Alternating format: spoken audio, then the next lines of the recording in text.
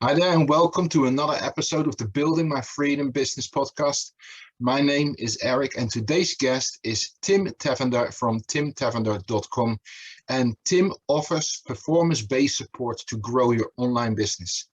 Tim lives in the South Coast, and in this episode, we talk about his background, his journey, how he ended up doing what he's doing now. But he also shares, a really private, personal story, how a health scare really made him rethink about life and about his business. So I hope you enjoy this interview.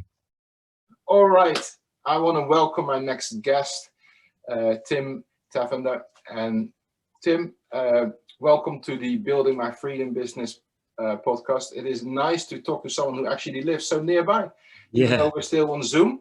But Tim, thank you for your time to meet with me.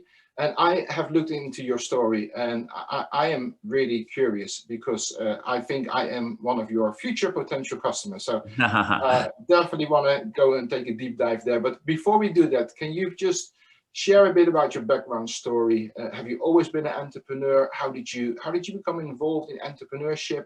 How did it work? And tell me the story sort of up until when you started the company that you're running right now. Yeah, so I'll try and keep this brief, but going back many years, I worked for my family's business. It was a catering equipment servicing business. When I left university, I said to them, "What do you do for sales?" And they were like, "We don't, we don't do any." So I said, "Well, can I take that on?" And so they said, "Yeah, sure." So I went into more selling catering equipment as opposed to maintaining it. It was shifting boxes, which was a great way of doing things.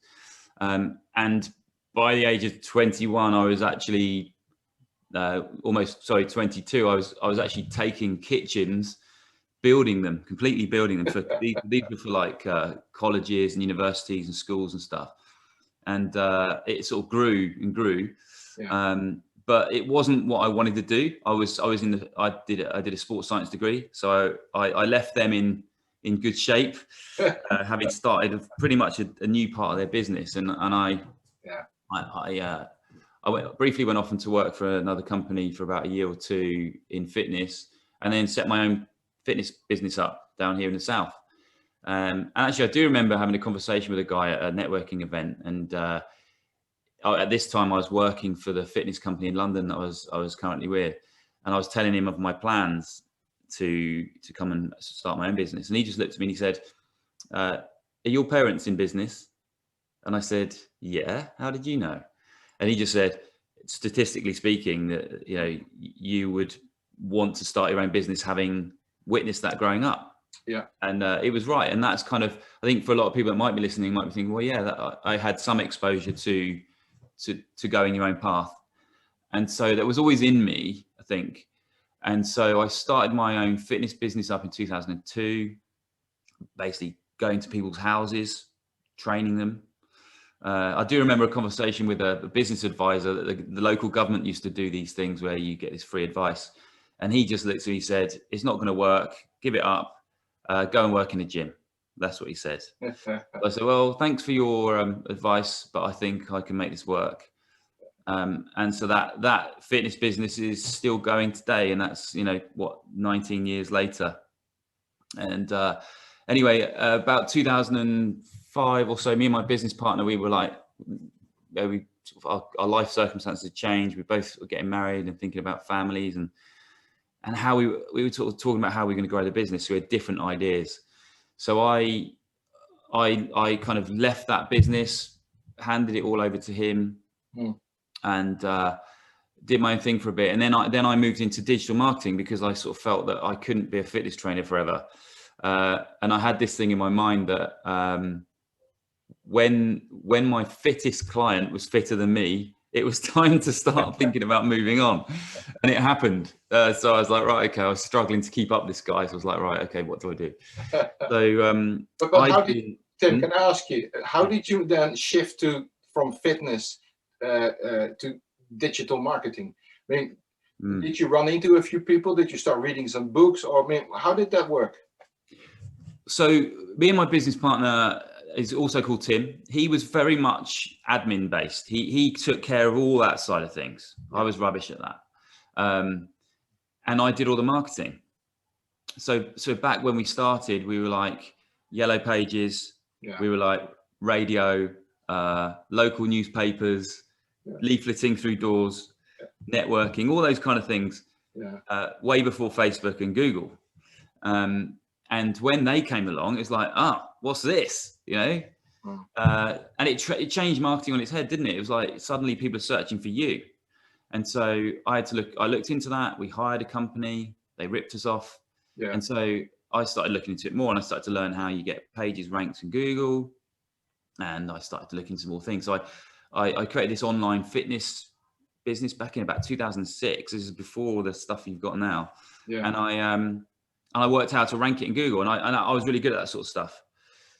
And when it came to stopping my fitness business, and I'd had enough of it. I'd gone into property a little bit. I was doing up houses, and 2007 hit. That kind of put a stop to that. And at the time, I thought, I think differently to I do now. And at the time, I thought, well, the markets have crashed around me. Maybe it's time to do something else. So I was talking to my wife about it, saying, well, I'm a fitness trainer. What can I do? You know, and she's like, hang on a minute. You know, you've run your own business. You've done all the sort of the accounts and admin stuff, albeit the other Tim did most of that, but you've been really good at marketing. You've ranked your own website. You built your own website. You did all this stuff. You learned it all on your own. You've got loads of skills. And she actually found this agency job for a digital marketing agency. And she said, what about this? So I took it on, but it was like an intern basically. And the pay was terrible, but it was a really good place to learn. And pretty soon, what they described it to me as was smoothing out the rough edges, because I knew what I was doing, but I didn't know what things were called. So they helped me to sort of turn myself into a digital marketing consultant kind of thing.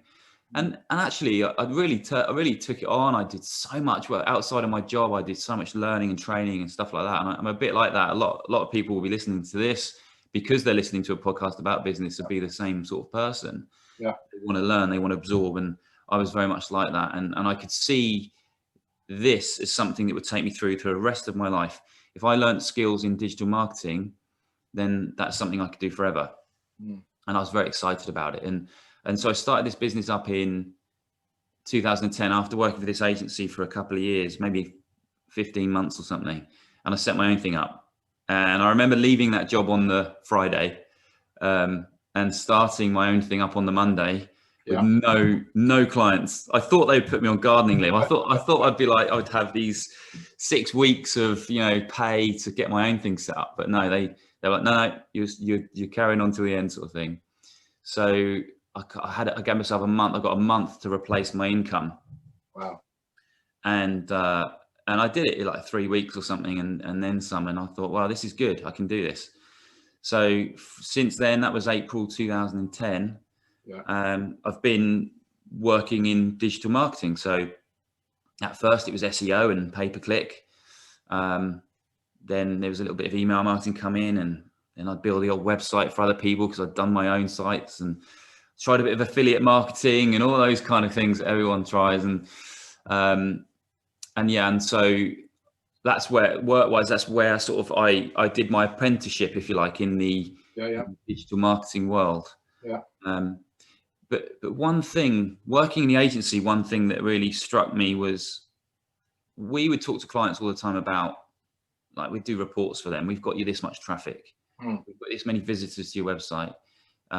We've got this click-through rate. All these sort of metrics that were like never to do with results. Clients would tell us, oh yeah, my business has grown and stuff like that. But we were never responsible for that, because if their business wasn't working, our reports were always like, oh, we've still got you these many these many visitors, and traffic's gone up, bounce rate's gone down, and all these things. And it struck me that there was never any responsibility on our part for the next step, which was lead quality, traffic quality, sales, conversions.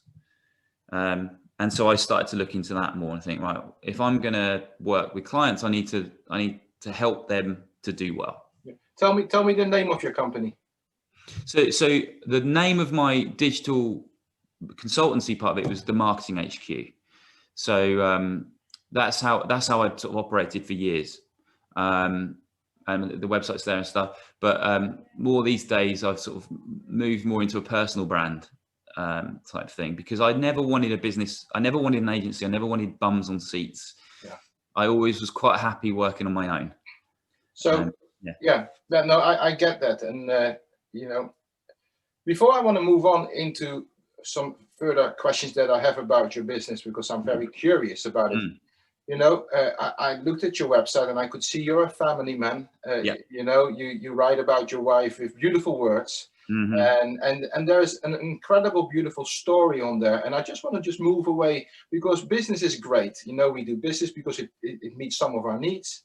Yeah. But family, in my opinion, is everything. And you experienced something in 2015. Yeah. That kind of stopped your world.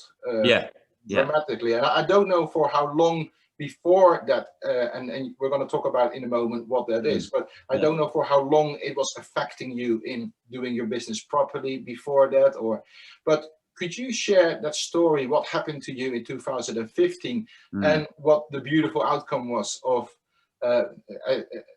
what happened after that within your family? Yeah, so I got married in 2007, and about 2012, we decided that we were going to start a family. And around about the same sort of time, I'd started to experience these kind of headaches. And so I went to the opticians and things like that. You know, I've been at that point working on computers for a couple of years, and instead of being outside as a fitness trainer, you know, and so I thought it was my eyes. And I knew I had a condition with my kidneys, and I'd had that since about 97. But they were like, yeah, it's not probably going to affect you until you're really old to worry about it. Okay. So I used to go to the hospital every year and sort of get a checkup, but I hadn't sort of connected those two things, that I'd having these headaches. So went to opticians. He's like, there's nothing wrong with your eyes, mate. You need to go to the doctor. So I remember it was the same week as my son was born. So going back 2013 now, I sat down with this doctor. I'd had a blood test, and she looked at me and she said, you've got high blood pressure, high cholesterol, you are anemic, and your kidneys are failing. Wow. And I was like, oh, I was floored. Yeah. And she looked at me and said, oh, you look surprised. And I was like, yeah, you've just told me all this stuff. And she just assumed I knew it all, because I should have been told all this earlier. So I knew at that point my kidneys were going wrong. And so over the next couple of years, it got worse and worse and worse until they basically said, you're going to need a transplant, and you're going to need to go on dialysis. And I was obviously all this stuff going on at that point in time. I mean, if we rewind a little bit back to 2012, me and my wife, I'd spent a year trying to convince her to come and work with me, so that we could do a bit more travel, so we could we could take this business pickup and go anywhere. And the third day of us working together, she announces she was pregnant. I was like, yay, oh no, I'm a man down. So at that point, going into sort of 2015, when I was getting pretty ill, she was full-time looking after our son, and I was the sole earner. And so it was a lot of pressure. Yeah. I couldn't just sort of take any time off. There was no support for me. I wasn't employed. Yeah.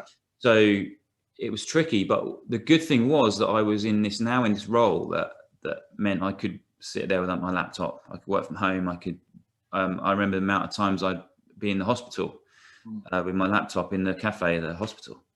And so in 2015, it reached the point where I needed this transplant. And I had sort of said, it's funny, my doctor had said to me, look, use your social media skills and post on Facebook that you need a kidney. I was like, I can't do that. What are you talking about? But what I did do is I posted on Facebook that this was happening to me, because I had kept it a secret. No one really knew. Even my close family, my parents and my siblings, they didn't really know the extent of what was going on. I wanted to protect them. And of course they wanted to help me. And so I announced it. I told obviously all my close people this was happening, and then I announced on Facebook, look, everyone, you ought to know this is happening. And I had about 23 people reach out to me. Do you want a kidney? Seriously? Yeah, well, have one of mine. Have one of mine. It was incredible. I was like, oh my God, maybe they think I'm really rich or something. So we ended up having 9 people tested down at the hospital, and all of them were a match. I mean, it was just incredible what was going on. So all that was quite unbelievable. Yeah. And then we got to the stage where there was 2 people that were the most suitable candidates. And it was getting to the stage where like, right, this is what we need to do. I went on the official transplant list. 2 days later, 2 a.m. in the morning, there's a bang on the door. And we live here, we live behind, almost like an enclosure. There's no way, people just don't walk past. There's gates over there. Yeah. It's very secure, but we've got windows all the way down the front of the house. No one just knocks on the door. Bang, bang, bang in the middle of the night. Wow. And it's the police.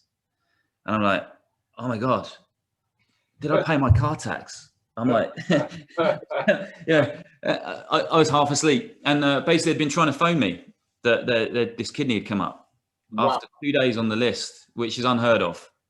And so they said, no, we've been sent along. There's a kidney for you, blah, blah. So had to make that decision to go for it. And then sort of within 24 hours there I was, new kidney. I avoided dialysis, which is amazing. And yeah, so that happened. And then, I was in hospital for about 5, 6, 7 days or something before I came home. And again, like the work stuff in between there, I knew I didn't have anybody to pay my bills. I knew I didn't have any sick pay or anything. I just needed to sort of get better and crack on. Yeah. And I should say here that the support I have around me is just unbelievable. My wife has always been, the only reason I'm sat here talking to you now is probably because of her.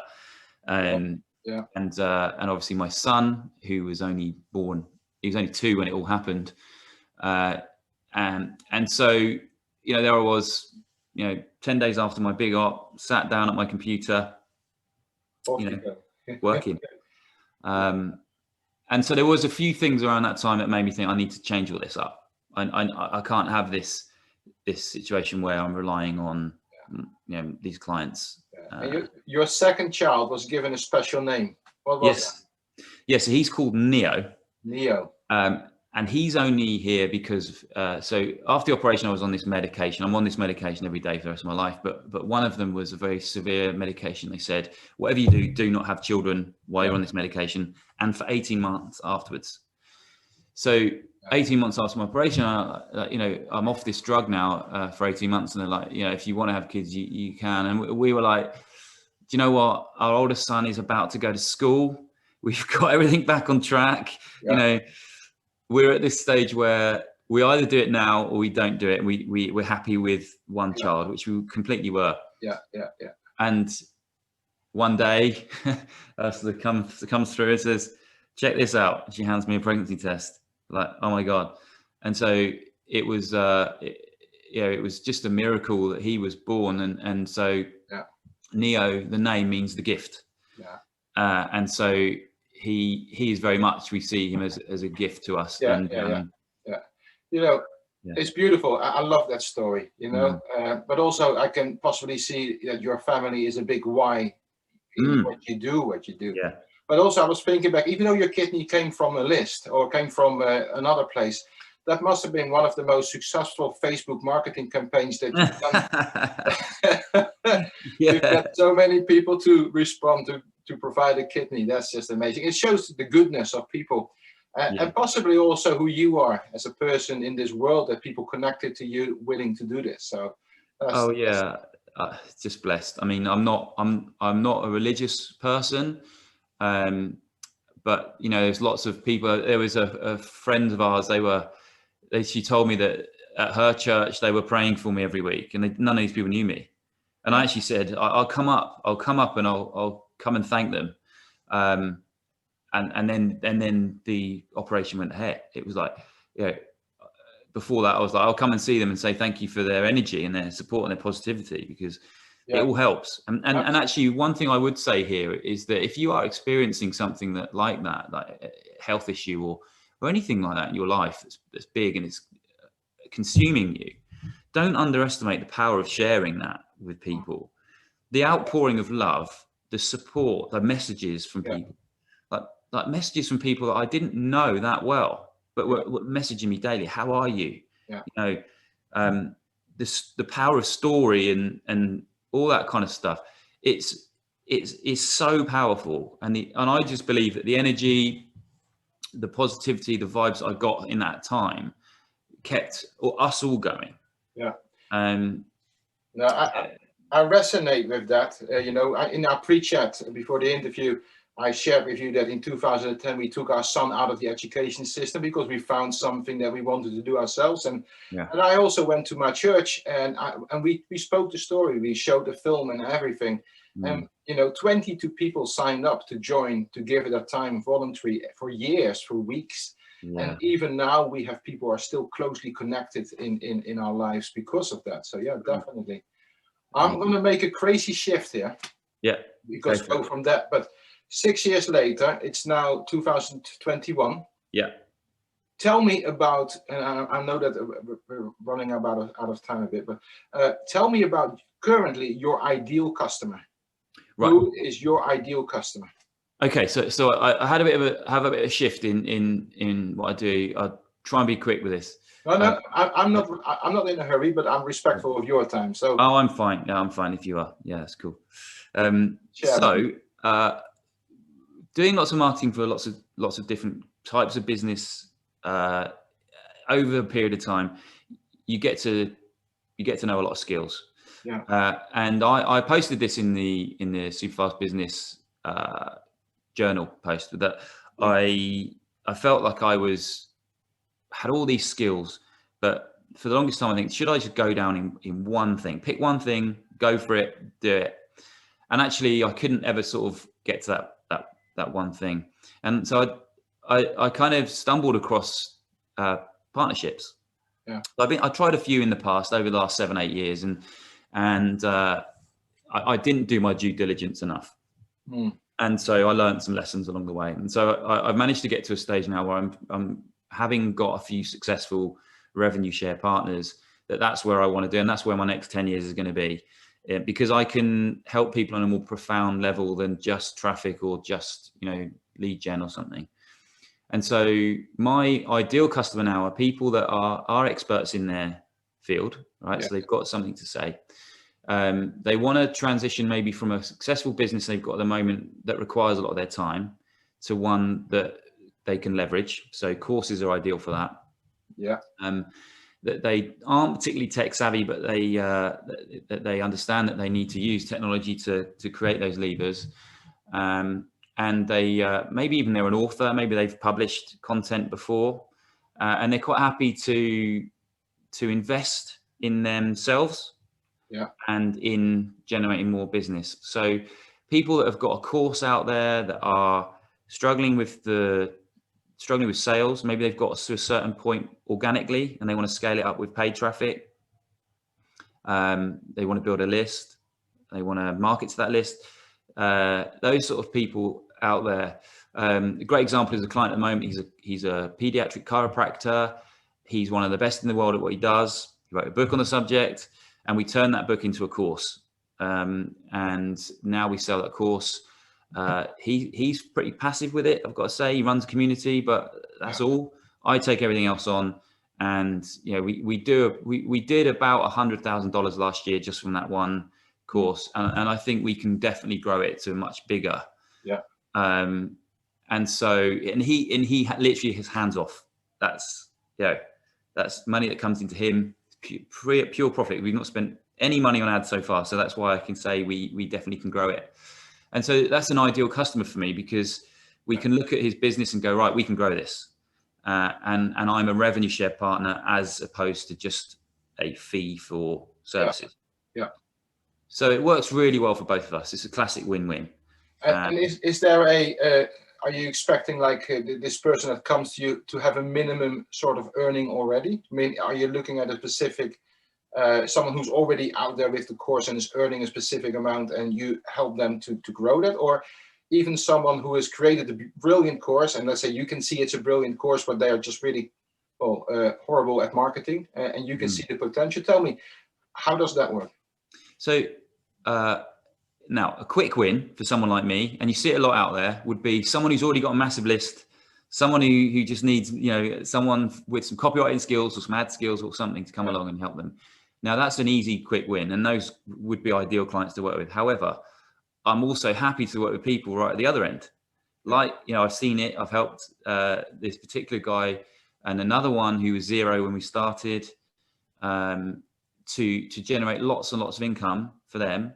And then they get into the stride and they grow, and you're with them for life. You're going to be with them for the long haul. And I do like that. Having people who are already established can come with its issues too. So I look at it on a case by case basis. If I think there's potential in what they're doing, then I'll happily look at working with them. And I think the process should be both ways. They look at me. It's a kind of an interview process, isn't it? Can we work together? Yeah. Are we the right fit? Yeah. And so I think it would work. It does work better when they've got if they're starting at the sort of starting in, that they have a product which is a higher price point, or at very least some way of selling more things to those customers. So the lifetime customer value needs to be there. Whereas if it's a low price thing, we have to go for volume. We're going to need budgets for advertising, that kind of thing. Yeah. Or at the very least, some mechanism to get them the traffic quickly. But I look at it on case by case basis. I've turned down people recently that on the face of it look quite good, but when you delve a bit deeper, it's just, I couldn't help them. Yeah. Whereas, other people that might be coming along with a new thing, they've got the right mix. This chiropractor one's a classic. He was well known in his niche. He was running events. Everything was great, apart from he didn't have a way to deliver it online. Yeah, cool. Yeah. Well, I can hear. I definitely need to meet up with you and have this coffee. Because there's lots of things that I want to put to you, and because I think I might be one of your potential customers. Last question, Tim. You are a member of Superfast Business, run by James Schramko. How being a member in that group, how has that been beneficial for you? So the way I describe it is that I kind of found my tribe, right? Yeah. So, I've been in a few different groups and things, and not long before I found Superfast Business, I'd been in a smaller coaching group, and it just, I knew from the very first sort of group call thing, I knew it wasn't for me. Yeah. And as soon as I got into Superfast Business, I'm like, I could see some of the names in there for a start that I knew. Yeah. Posting in there, I was like, right. And then James, I'd been listening to his podcast for a few years, and I knew he's the guy behind the guy, or the gal. Yeah. He's the one that's coaching the ones out there. And why not go to the source? Yeah. And so it was, I just knew. And just the fact that some other things I've been in, the person who is the face behind it, you never see or hear from them. And James is in there like every day. He's answering questions. He's putting content in there. He cares about what is for him the lower end side of what he does so much, and that resonates with everybody in there. I mean, the level of help and support you get in there from them. The members is great. I'm in a pod at the moment with these two chaps, and it's fantastic. We've had our first call, and it's just great. Yeah. I can't recommend it enough. Good. No, I'm really pleased to hear that. I myself, you're starting this podcast. Starting a podcast is difficult. Trying to interview people, but just one call out there, and James put it in his email. I've got the first 20 already recorded, and it's great, and I haven't even launched yet, so it's brilliant. But I want to give you the opportunity, because you might say at the end, Eric, I wish you asked me this so I could have shared this. If there's anything, please share it with us now, and if there's nothing, then please tell me if people want to reach out to you, if people want to connect with you, where can they find you, and how can they connect with you?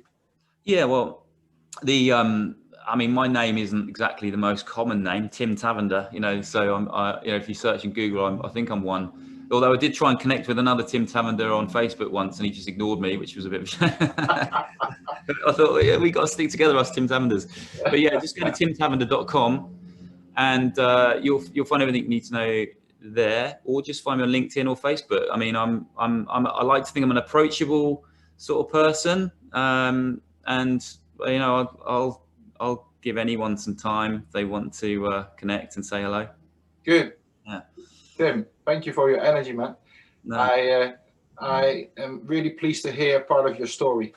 And it's interesting to see when I listen to your story is that for a long period of time, it felt to me listening to you that you were always sort of searching where is that niche or where is that specific thing that is me. And it sounds like with this sort of partnership, revenue share deals, that is something that you feel connected with. So yeah, definitely. I just in fact, a friend of mine described it, another partner I have, when we've been in partnership for 5 or 6 years, and he said to me, this is a really suitable thing for the mix of skills that you have. Yeah. He said, I can't think of anything better for you to do than this kind of thing.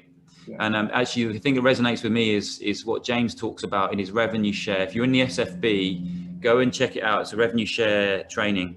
And there's an advanced one now as well. It's a great training. And he talks about a conversation with Jay Abraham where he says, the times he'd charge people one-off fee, he could have made 100 times that by now. Yeah. And the other thing I will probably leave with is quite a few people I meet. I've been in the fitness industry myself. I've got lots of clients over the years in the fitness niche, and for some reason it's the sort of niche that love their gurus. Right, they'll pay several £1,000s for a funnel to be set up or for some advice which is very thin and lacks depth, because as soon as trouble hits, they're gone. And the amount of people that I see that are paid all this money to these gurus in quote marks, and they leave a trail of destruction behind them. And I can think of several where I've spoken to people that they've got their last pennies. They're giving up because they paid these guys and they've gone, they're out of it. Whereas the revenue share deal thing allows us to be partners and then we're on a journey together. Yeah, I care about my revenue share partners. I care that they have families and they, what they do with their spare time and that they want spare time. Yeah. And so, and I'm thinking about how I can help them all the time. Not just I'm on a retainer. I've got half a day. Yeah. So I can get immersed amongst it, and that's why I can take on a small amount of these particular clients as opposed to lots more. Good. So, that sounds like a really interesting business, and also it feels good in the soul department how you set it up. You're invested in other people as they are invested in you. So that's really cool. Yeah. And if anyone who is not in Superfast Business is interested in this training, if you go to superfastresults.com, I think you can buy the training there on its own. So Tim, thank you for your time, your energy, your wisdom, and your passion, and for your stories. I hope to connect with you in the near future and have a nice cup of coffee and learn from you and see if I might be a potential customer.